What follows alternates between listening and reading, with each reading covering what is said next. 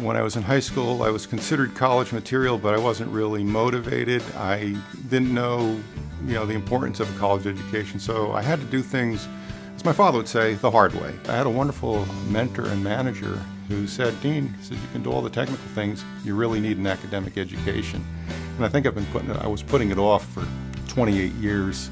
And the first thing that struck me when I went to Berkeley College is just the people were courteous, professional, and helpful. And I picked up the pamphlet. Well, to make a long story short, I finished my associate's degree in 2002 and even went on for a graduate degree. I think the most important lesson was that, yes, I could be successful academically, even if I didn't know that myself, when I first started. What I really liked about the Berkeley education was that the professors were in fact practitioners in the various topics that they taught.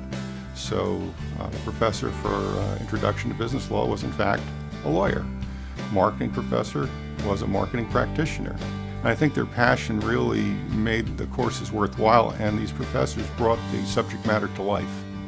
It seemed that in some of these schools, colleges, universities, you're just one of many, whereas Berkeley, you become an individual, and people actually, staff and the faculty actually are stakeholders in your success.